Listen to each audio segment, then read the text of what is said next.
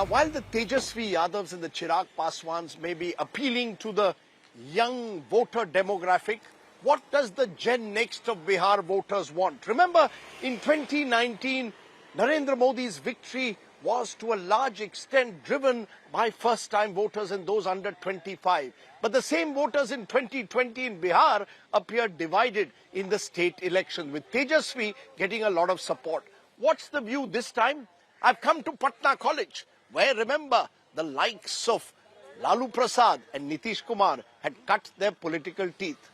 Let's talk to some of the Gen Next voters here in Patna University. कैसे हो? कैसे हो सब? बढ़िया है। ये बताइए, चुनाव आ रहा है।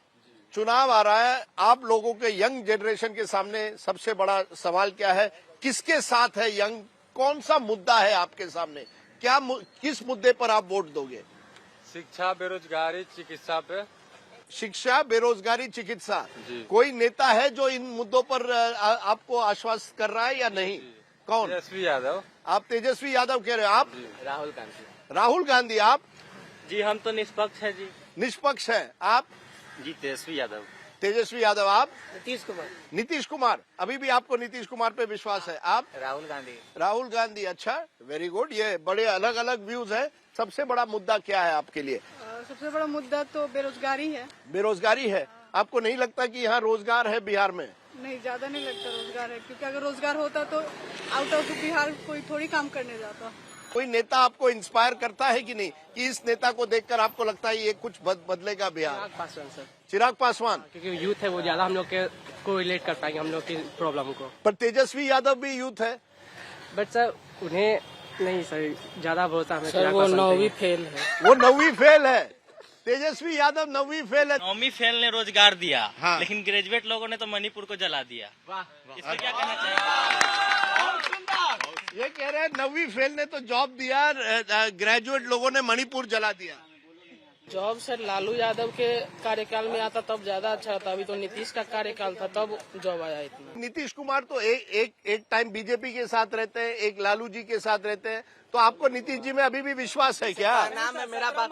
हाँ। इस बात का जवाब हम अच्छा एक मिनट। हाँ। राजनीति जो खेल है, हाँ। मतलब अभी बिहार का स्थिति थोड़ा अलग चलता है कि जदयू के पार्टी का संख्या कम है विधायक का। हाँ। अगर सरकार बना के चलना है तो आपको किसी न किसी के साथ गठबंधन करना होगा, नहीं करिएगा तो सरकार नहीं चलेगा। Okay, multiple voices here heard in the campus of Patna College, and that's what makes Bihar so fascinating. Everyone here has a political opinion. But amidst all these varying opinions, there's been one constant political figure. And he continues to play a role in Bihar's politics. We're going to try and find out the enigma that is Nitish Kumar. He may not speak to us, but there are those in his government who may well have a view on Nitish Kumar. Let's go and meet them.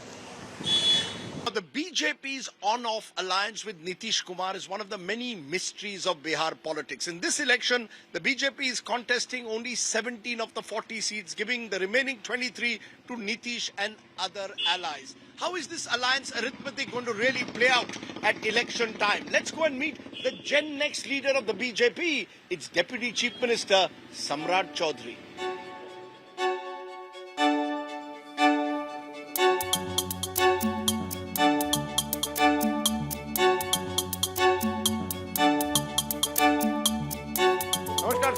How are you? नमस्ते। कैसे हैं नमस्ते, एकदम। अरे वाह, पगड़ी बिल्कुल form में है, अभी भी है। कैसे हैं सर? जी एकदम अच्छा। पगड़ी की कहानी पहले ही खत्म कर लेते हैं। आपने बार बार कहा था कि जब तक नीतीश कुमार को आप मुख्यमंत्री पद से हटाएंगे नहीं, आप पगड़ी नहीं उतारेंगे। अब उसी नीतीश कुमार की सरकार में आप उप मुख्यमंत्री हैं। नहीं भाई साहब, एक चीज स्पष्ट है, मुख्यमंत्री तो हट ही गए। वो मुख्यमंत्री हट कर इस्तीफा देकर वो फिर से मुख्यमंत्री बने। लेकिन मैंने कहा है कि इस जो हमारा मुरेठा है, इसको भगवान राम को अयोध्या में जाकर समर्पित करूंगा। तो चुनाव के बाद जाकर इस काम को करूंगा। करेंगे? हाँ एकदम। नीतीश कुमार मुख्यमंत्री हैं? एकदम, इसमें कहीं दो मत नहीं है। नीतीश पार्टी का नेतृत्व हमारे यहाँ तो स्पष्ट माना जाता है कि पहले देश फिर पार्टी तब व्यक्ति।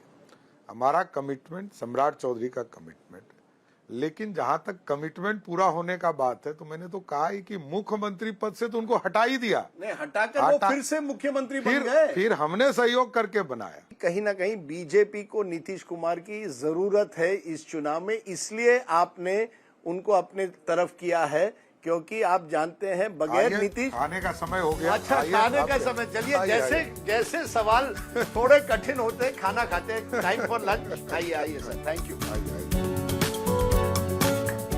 पर ये कहना सही होगा कि बीजेपी को नीतीश कुमार की जरूरत आज है या नीतीश कुमार की बीजेपी को, क्योंकि ये लोकसभा का चुनाव है। देखिए एक चीज समझ लीजिए, नेचुरल अलायंस है। 1996 को याद कीजिएगा, तब से भाजपा और समता पार्टी का गठबंधन हुआ और तब से हम लोग इस काम को देख रहे हैं कि पूरे गठबंधन में ये नेचुरल अलायंस के तौर पर, अननेचुरल अलायंस था उनका आरजेडी के साथ जाना। अरे वाह। आइए, पराठा, सब्जी जी जी, और आपकी जो चटनी होती है वो बहुत ही अच्छी होती है। Thank you. देखिए आप याद कीजिए 2020 में जब रिजल्ट आया था तो नीतीश कुमार जी ने ऑफर किया था कि बिहार में भाजपा अपनी सरकार बना ले, लेकिन भाजपा ने, आदरणीय नरेंद्र मोदी जी ने कहा कि हमारा कमिटमेंट है कि हम हर हालत में नीतीश कुमार जी को ही मुख्यमंत्री बनाएं, और हम लोगों ने बनाया। आप मुझे आखिर में बताइए, आखिर में सीटें कितनी आएगी? 40 में से पिछली बार 39 आउट ऑफ 40 एनडीए की थी, इस बार सच बताइए। एकदम आप देख लीजिएगा, मैं आपको बता रहा हूं, और मेरे को बाद में फोन भी कीजिएगा। जी बिल्कुल करेंगे। लालू जी का फिर खाता नहीं खुलेगा।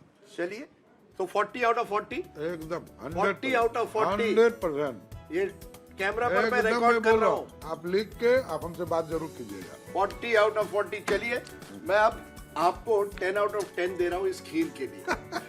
40 आउट ऑफ 40 आएंगे कि नहीं? 10 आउट ऑफ 10 ऑन द खीर, और ये आपकी लाई है। लाई।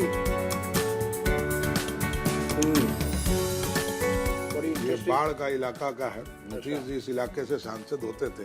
अच्छा, आजकल ललन जी यहाँ से चुनाव लड़ रहे हैं। बहुत ही इंटरेस्टिंग है, पहली बार खा रहा हूँ। क्या कहते हैं? लाई। लाई लाई। Very interesting.